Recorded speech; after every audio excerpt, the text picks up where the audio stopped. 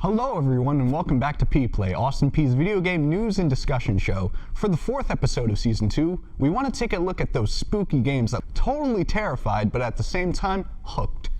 This is going to be a great one, folks. Get ready to get spooky. This is Peay.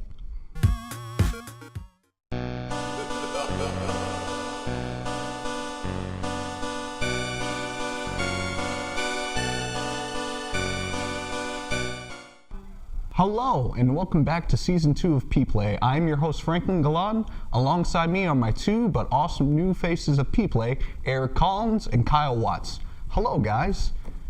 Hey, how's it going? Glad to have you here. Glad to be here. Absolutely.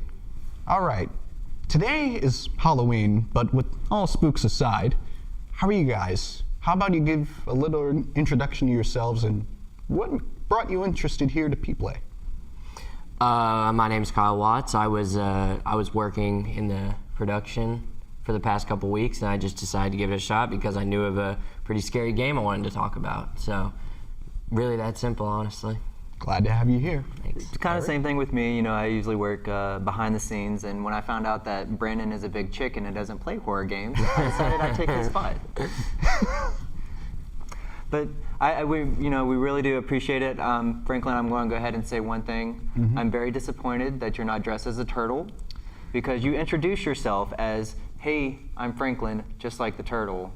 But I really dig the Daredevil look. I really do. I really do. I just Big missed opportunity there. Yeah. But I do believe, let's go ahead and head over to Kyle for our first horror game. All right.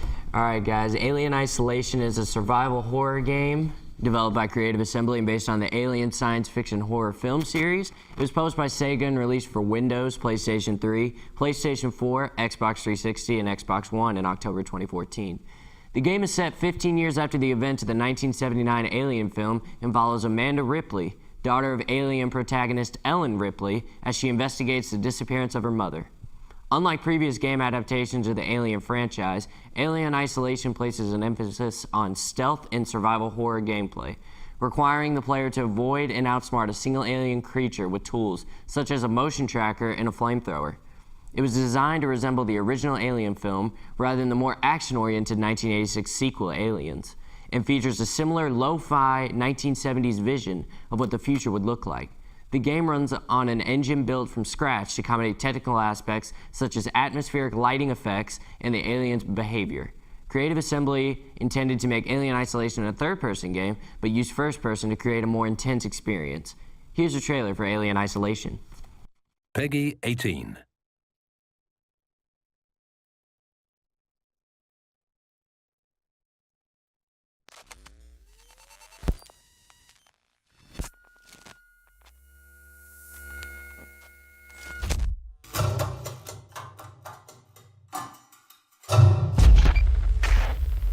I'm Samuels. I work for the company.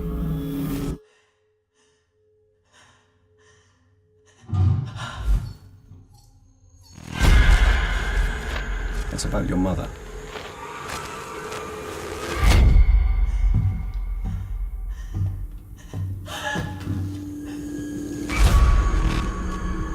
We think we may have found her, Amanda.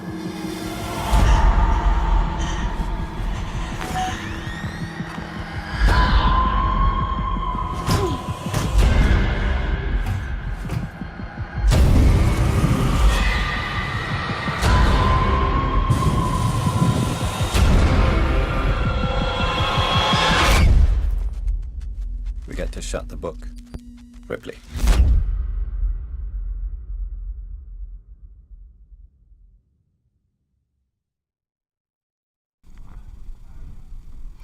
Well, I mean, I guess the best thing you want to start with this game is the atmosphere, because honestly, the setting is the best character in the game. The first, I want to say, hour of the game, you don't run into any kind of enemy. You're just exploring this derelict ship, and it looks like it's ripped straight out of the movie. I don't know if you guys have ever seen the original movie, Oh yeah, but absolutely. it's a great movie. But they built this world in this movie that seemed so like it takes 1980s aesthetic, what they thought the future would look like in the 80s and the 70s, and just brought it to modern PCs and consoles. So it has this look like you're like this doesn't make any sense, but it's still really cool to look at, with the padded walls and everything, and the, as we said, the atmospheric lighting is really just incredible. I played it on PC, so I was able to really adjust everything to make it look really nice, but just it feels like you're right in the movie, honestly. So. I played through this on console, and also I finished, I borrowed the game to give you a story. I got about halfway through it, so I know most of it. But then a friend of mine, pretty much, he played through the rest of it, and he explained it to me because I was like, I'm already halfway done. Just tell me what I need to know. But that game, it's so fun, but then terrifying at the same time. I know, that game gave me like serious anxiety because, you were talking about the way that the future was looked at in the 1970s. Like you had this big old floppy disk to go up to the phone just to save, and you're like right there at the save point. All of a sudden, you get killed by the alien. Like that, it was so infuriating. I don't even think I finished it. I think I got to like maybe halfway through it as well, and I couldn't. I mean, it's really fun, but it just got to a point to where it's like I'm really tired of dying. Yeah. Because I mean, because one of the best things about the gameplay is that it never pauses. Like, I mean, you can pause the game, obviously, but like when you're saving, you're crafting, the game is still going. So, and the only way to save, there's no manual save, there's no auto save. You find these little phone booths throughout the station, and you stick the floppy disk in, and you wait. It takes like a lot longer than you think it should, and then it saves the game for you. So you're really, the reward is almost finding new save stations, but then, you're like, oh, I found one, and then, you hear the alien, drop out of the vents or something, and it's between you and the save point. So you're like, oh, great, so you have to go around it, and then you end up dying, and you go back, 20 minutes, however long it took before you saved the last time. But it's a really, they really didn't compromise at all on the difficulty, because I honestly, I've talked to a lot of people who say it's just way too hard, and for a while I thought it was way too hard. It's also, I think it's a little long, because you said you only got about halfway through. It's like 20 hours, and that's long for a horror game. For a horror game, it definitely is, and I'm not one of those people who can just sit and wait. I mean, like, even with like games like Metal Gear Solid, right, where a lot of time you're doing stealth operations. Not me. I'm going right in, and I'm going to kill this person. But you can't kill the alien. You have a flamethrower, and it just scares it away because he's going to be back. Yeah. The funny thing about that game, it's I think you mentioned it earlier that they designed like a game engine and like an entire system for it. I remember like when the game was first getting noticed, that there was a demo for the game. And even the developers couldn't really beat the demo because of how the alien was and how it reacts. Like, the way it works, sort of, I can't really just put it down, like explain the entire system, but the way it is, it adapts to everything. It learns, like, like you can't use one trick. Like if you make a Molotov and you throw it at it to scare it, it'll work that time, but then, next time you do it, it'll be like, oh, whatever, and then just charge you anyway. And I think that's where a lot of the frustration comes in too, because like, it's cool and it's very unique for a game, but man, it makes it almost impossible to get through certain parts because you only have so many tools to use, and if they adapt to every single tool you have, eventually you're just sort of hiding in a locker waiting for it to walk by, and even then sometimes they'll just randomly open lockers and rip you out of there, like if you happen to be in that one. Yeah. I think that's the biggest complaint I have with it is a lot of it feels like luck of the draw, trial and error type things. You can do everything correctly and you're still gonna die because, the alien's just so random and erratic in its, behavior throughout the game. So, but that's not even talking about the robot enemies you have to face. Yeah, I could not stand those. Yeah, I wasn't a big fan either. No, it kind of reminds me of whenever Dark Souls first came out, like the thing on the back of the box says, prepare to die a lot. And that's what Alien Isolation was for me, is I died a lot. It was infuriating. Right. Like, it was at one point where I'm getting so anxious at the point where it's like, okay, I need you to move. Please move. You're not moving. And then it's at another point to where it's like, I thought I was well hidden, but I wasn't, and I died. And it's just that maddening. And that's part of like the randomness factor of it. It's like you could be doing everything right, or you think you are, and then something messes up in the game. You're like, is this part of the game that the alien's just standing there? And no, it's just it glitched out, or whatever. And then, but yeah, I definitely understand the frustration. But it's definitely a good choice to be in part of the horror genre of it all. Right. The thing is, though, at what point does it become rewarding or just too much? Yeah, and I think this game really teeters on that line. I think it kind of teeters. It depends on who you ask. I've talked to people who think it teeters more on the side of too much, and then you got people like me. It's like my favorite horror game I've played in the last couple years. So, but then you talk to people who just like the movies and just like being part of that world, and then so I see both sides of the argument. It's definitely a good game. So Franklin, what is yours? All right, thank you. Dead Rising is an action-adventure sandbox game published and developed by Capcom. It was first released on the Xbox 360 on August 8th, 2006, and it was ported over to the Nintendo Wii as Dead Rising Chop Till You Drop on February 24th, 2009. Dead Rising has spawned several sequels, including Dead Rising 2, Dead Rising 2 Off the Record, Dead Rising 3, and Dead Rising 4. Dead Rising follows Frank West, a freelance photographer looking for the scoop of a lifetime, as he says, who finds himself in the fictional town of Willamette, Colorado.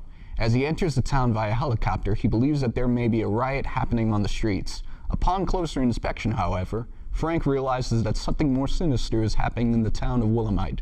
Over the course of 3 days in Willamette, Frank will have to uncover the truth behind the zombie outbreak. Controlling Frank, the player will have the opportunity to rescue survivors, fight psychopaths, solve case files, and take photographs. Take a bite out of the trailer for Dead Rising.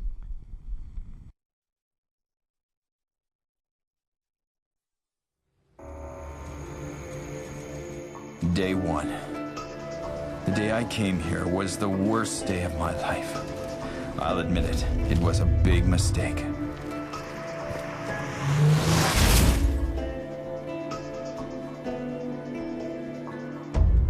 I'm a wartime photojournalist. I've seen it all. Horror, famine, death. The real stuff of nightmares. At least, that's what I thought. That was until I saw a corpse get up, walk, and kill. You probably think I'm nuts. The dead getting up and walking? Zombies. I'm not nuts, though. Right now, if things go well, I may get my hands on a Pulitzer or something. It's not like you hear about too many zombie stories in the news these days. So I guess there are only two things left to do. Film everything I can, and survive until help arrives.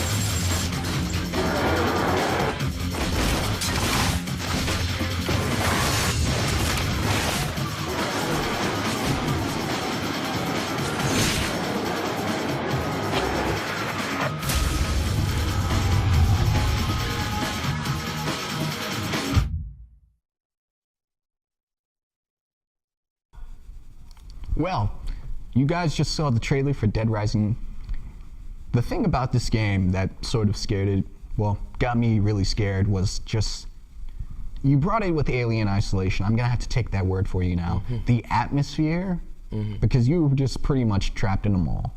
Right. And I don't know about you, I don't like being in crowded places that much. Mm-hmm. And being in a mall surrounded by zombies, plus on top of that with a timer as well, it was so scary for me. Yeah, right. But this game, the longer I played it, the more I realized how fun it is. Mm-hmm. And now, whatever I think about the game, I just look back fondly. I'm like, you know what? This game is the game that pretty much can show me that horror games aren't always scary. There's like sort of a balance in there with comedy and horror, and it works really well. Mm-hmm. Right. I completely get the whole like social anxiety with huge crowds and everything like that, but I wouldn't really declare this one so much as a horror genre. I don't know, because maybe I come from a different generation. I was a little bit older when I played it, but I mean, it's fun. Don't get me wrong. Mm-hmm. It's a lot of fun. It's a great game, but I didn't really get that scare tactic with it compared to like Isolation was, where you're kind of like in the hiding factor. Dead Rising, yeah, I mean, I get zombies is normally used as like a horror factor, but I don't think zombies actually clarifies what a actual horror genre is. not completely dogging your opinion or anything. No, you good. But it's absolutely fun. Absolutely fun. Everything's a weapon.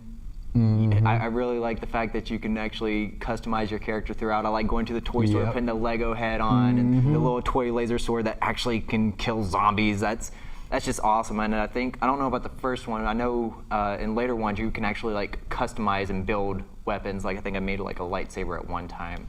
I want to say that was 2 maybe. Yeah, they started that with 2. Yeah. Dead Rising pretty much. I know we're keep going back to the previous subject, but it's like Alien Isolation in the sense that you have to use your brain. You have to figure out, what can I use to get me to the next point? How do I, well, in the case of Dead Rising, how am I going to work around this whole section of zombies and get to the next part of the mall that I need to get to? How am I going to go from point A to point B and still be alive and still have enough materials in case anything goes wrong? And part of that's managing your inventory, because like you have a certain amount of items you can carry, and you have to split it between, I want to carry health items, but I also want to have enough weapons because they break over time. I want to have enough weapons to get to where I need to go, but also, I need to have some health items there too.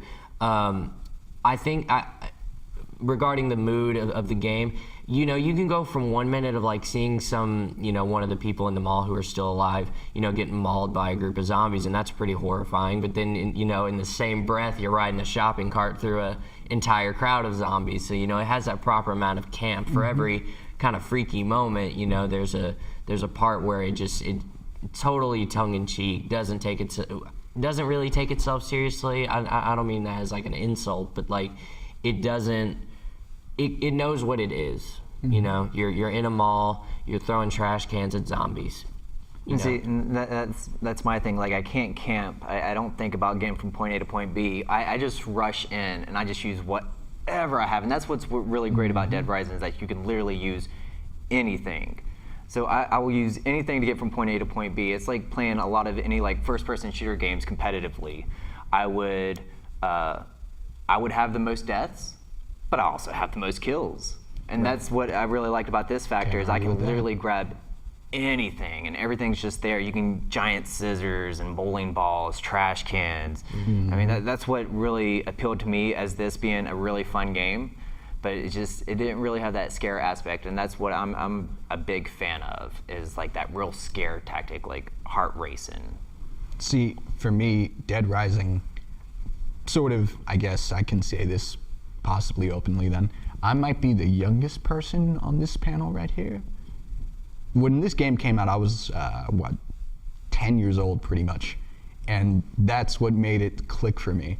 But either way, I beat it and I got through it. Kids, or anyone else, pay attention to ratings. Don't be like me. Yeah, don't be like me. But this is the game pretty much that set the standard for me. Of course, you can argue that with each game, the camp factor just only went up from there. For sure. Even up to Dead Rising 4, look at that. Definitely.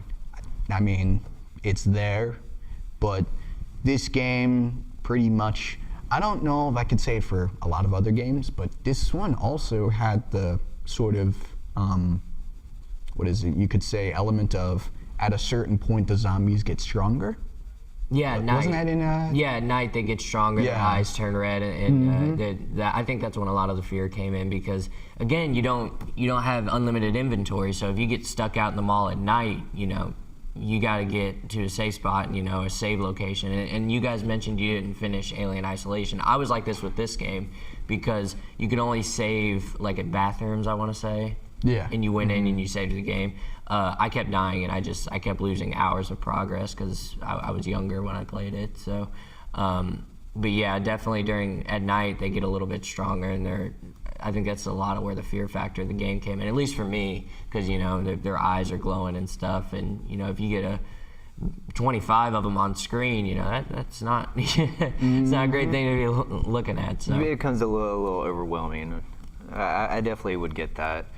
They would just get to a point to where it's like there's just so many of them. I think what I like is the camera aspect of it, like taking the pictures. That's just funny to me. Speaking of that, last but definitely not least, Eric is going to take us into the world of Silent Hill 2. Appreciate it, Franklin. As a horror genre fan, there were too many titles to choose from. I decided to go with a personal favorite of mine, Silent Hill 2. It is a survival horror game that was published by Konami and developed by Team Silent for the PlayStation 2, being released in September 2001. Unlike other sequels, this game is not a direct sequel to the first Silent Hill game. Instead, you play as James Sutherland, who enters the town of Silent Hill after he receives a letter that is supposedly written from his deceased wife. James must figure out the secret behind the letter while trying to navigate the town of Silent Hill, filled with puzzles and some creepy creatures that kind of lurk around every single corner. Check out the trailer for Silent Hill 2.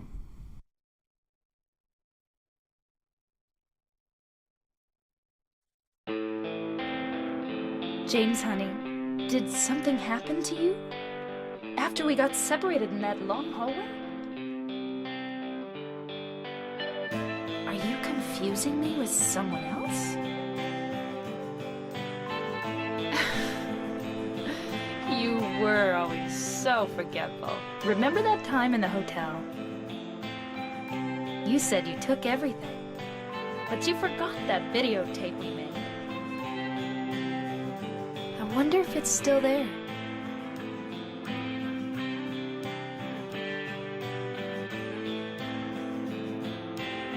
I'm not your Mary.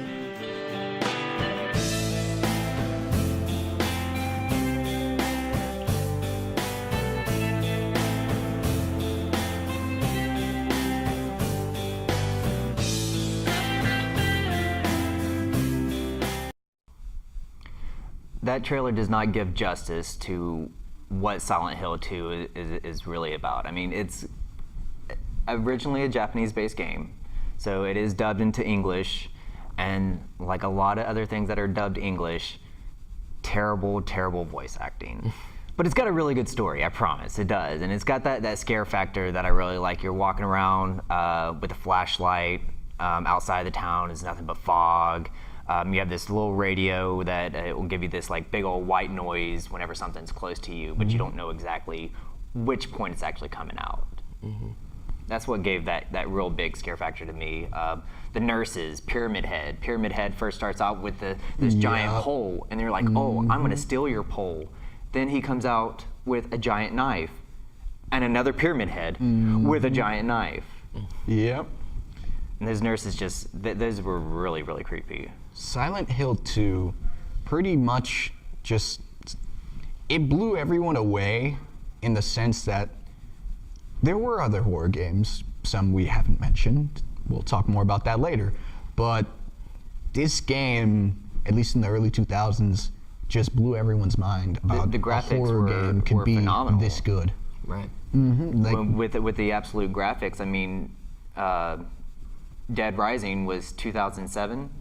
2006. 2006. So 5 years after that Silent Hill 2 came out, and it's got a lot better graphics. It's a lot smoother, a lot more of that finesse of CGI that they had. But it doesn't really stray away too much from the actual gameplay.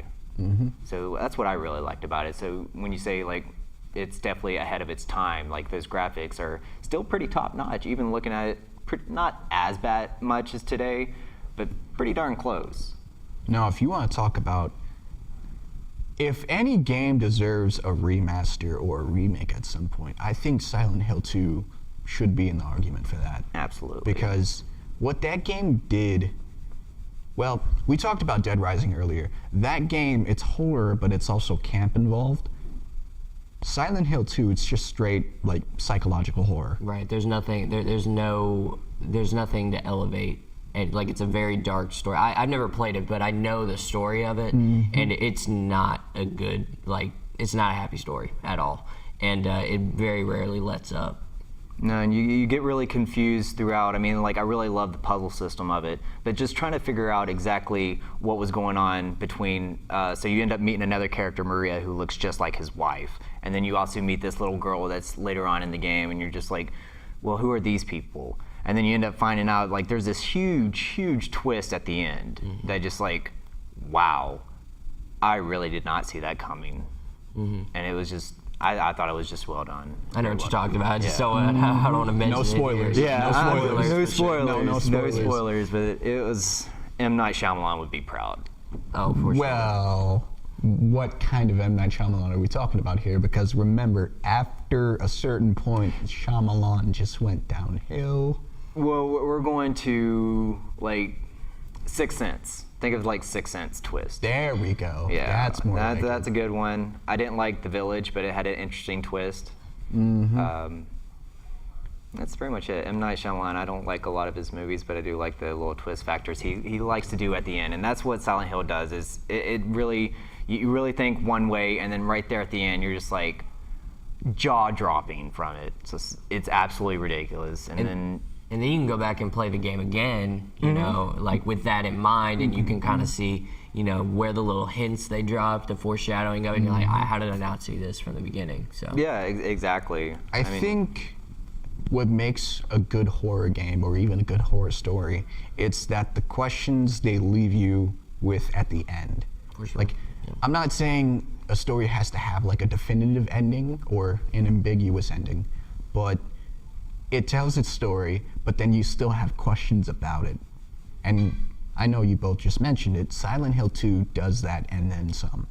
Because, yeah, it's Japanese game. The way they do their games, depending on the genre, it just makes you sit there and question, like, how is this a thing? Yeah, it makes you question your entire existence. Yeah. Like, That's what's like, going on here? But that's also like with Capcom, what they end up doing is like, because Capcom also did the Resident Evils, and so the earlier Resident Evils, you know, it had like that. I like to call it the RC effect, where pressing up, you're going forward no matter which way you're facing, no matter which way the camera is. Left is left, right is right.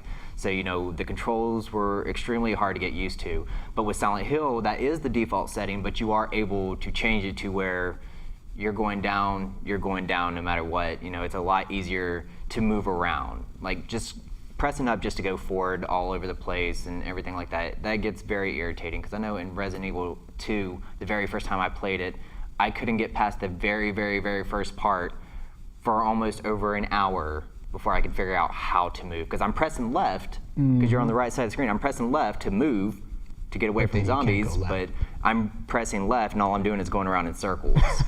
And so when Silent Hill 2 first, you know, came out and I was doing that, I was like, no, not again. But going into the settings, you can actually change that. That was just the default settings, and Capcom, thank you for that. I think another point that we can sort of say with Silent Hill 2, it's just that depending on the game, I don't know if it was heavily marketed compared to a few other games we could talk about right now, but if you don't know about it and then you just play it, it just blows everyone's minds and expectations. Right. But speaking of these other games, what are some of the games on this list that we couldn't talk about that deserves an honorable mention? Definitely Resident Evil. They were really, really creepy. The monsters coming in, and it's not just regular zombies, like they were evolved zombies. Some of them exploded. The dogs, I can't remember what they call them, but you just walk into a hallway and Zombie there's just dogs. one, Yeah. just zombie dogs, Yeah, just something runs like in and that. just attacks you. I think that's a really good honorable mention. With Resident Evil, it really depends on which one you're talking about. So if you want to talk 1, 2, I don't know about 3, I don't know much about 3, but 1, 2, and then 4 for sure is often considered the best one. And then the newest one, 7, was that the newest one? Yeah. 7? Those are, but then you have ones like 5 and 6, which are just, they really went in the wrong direction with that one. Biohazard, though, for the VR, that really got you really immersed in it. That one, a lot of people were not able to actually finish that game because of how terrifying it is. Because, I mean, it actually breaks away from the zombies. It's basically like this old farming house, and it's like the family in there. They're just kind of demonic. But it gave that real creep factor. I truly enjoyed it. So, yeah, so I appreciate it, guys. Thanks again to everybody. We really appreciate everybody for listening, to the crew as well as the students behind the scenes to keep this show running, especially to the co-producers Haleigh Smith and Dr. Rob Barron. So until next time, stay spooky, and always, let's go Peay.